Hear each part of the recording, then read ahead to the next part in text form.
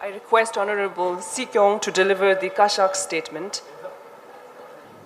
Before I read Kashak's statement on this occasion of commemorating the 75th anniversary of His Holiness assuming the political and spiritual leadership of Tibet way back in 1950, I would like to extend a very warm welcome to Ms. Alestia Zikova, who is the Ambassador of Czech Republic in Delhi. Thank you very much for being the chief guest today. And we also have many Indian friends, including the Deputy Inspector General of Police, Mr. Chaudhary ji, and all the security personnel who have worked in the private office over the last so many years. And we have also the liaison officers who have served in the private office with His Holiness for many years. Many of them are here. Please extend a very warm welcome to all of them. As we keep saying, if it is not for the government and people of India, we do not exist.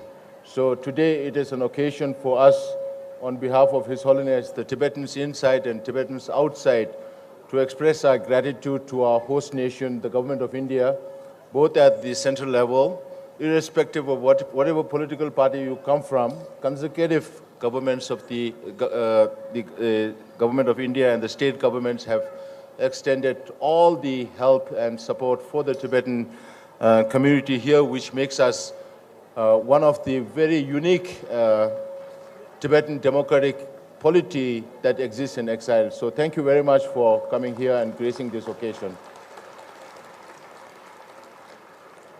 On this auspicious occasion marking the 75th year of His Holiness the Great 14th Dalai Lama's assumption of spiritual and temporal leadership over the great nation of Tibet on 17th November 1950, corresponding to the 8th day of the 10th month of the Iron Tiger year of the 16th Rabjung. The Kashak, on behalf of the Tibetans in and outside Tibet, offers its heartfelt gratitude to His Holiness the 14th Dalai Lama, the Apostle of World Peace, the Supreme Patriarch of the Buddhist world, the protector and refuge of the Tibetan people, and the embodiment of Avalokiteshvara. We offer our boundless prayers for His Holiness to live for eons for the benefit of all sentient beings. A unified political empire of Tibet in the land of snow was gradually formed, beginning with its first Tibetan emperor, Nyarisembo, in 2017 BC. During the reign of the three Dharma kings, the rule of the Tibetan Empire reached its zenith, extending over vast regions of Asia. In that period, the Tibetan script was newly created based on the Indian Gupta script, and the pure Buddhist teachings of the great Nalanda tradition were brought into Tibet and spread throughout the land. The military might of the Tibetan Empire saw the invasion of the Chinese capital of Chang'an, present-day Xi'an, and the overthrow of the then Tang Emperor. Although the Tibetan Empire disintegrated in the 9th century and its power declined, Tibet's territorial integrity remained intact.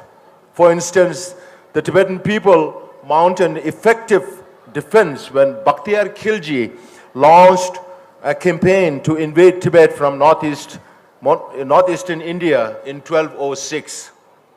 From the time of the Drogon Choge Phakpa to the Ganden Photang, a priest-patron relationship was established with the Mongol, the Ming, and the Manchu rulers who ruled over China.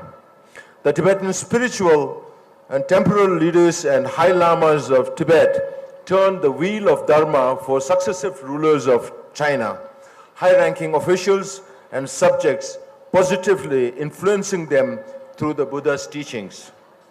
In the early 20th century, Tibet fell into weakened state when the Muslim warlord Ma Bufang invaded Amdo, the Manchu general Taurafang invaded Kham, and the British invaded central Tibet.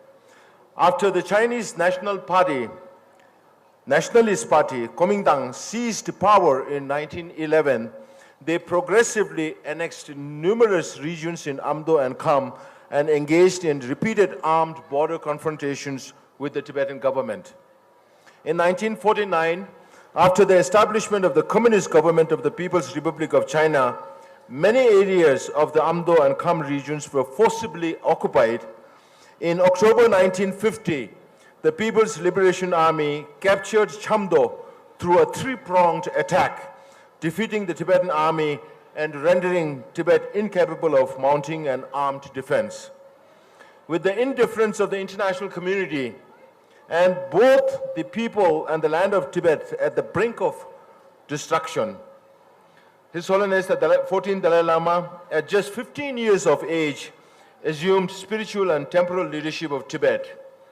With unparalleled courage, His Holiness the Dalai Lama worked tirelessly for over 8 years to negotiate with the People's Republic of China within the framework of the coerced 17-point agreement, striving to protect Tibetan lives from the armed threat of the People's Liberation Army and to preserve Tibet's unique religious and cultural heritage.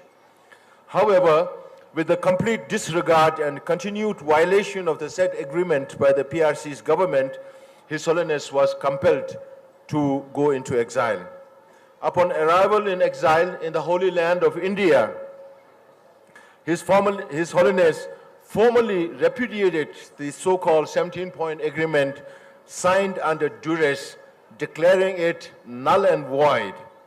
Since the 1970s, His Holiness proposed the middle way policy to resolve the Sino-Tibet conflict, which the Central Tibetan administration continues to pursue. The sublime life of His Holiness the Dalai Lama, the great Bodhisattva, exemplified through his tireless efforts in fulfilling the four principal commitments and his immeasurable kindness transcend all expression. Finally, on this auspicious convergence of the 85th anniversary of His Holiness' enthronement, the 75th year of His Holiness' assumption of spiritual and temporal leadership of Tibet, and the celebration marking His Holiness' 90th birthday, we offer our heartfelt prayers for the long life of His Holiness the great 14th Dalai Lama of Tibet and the continuation of his enlightened activities for eons to come.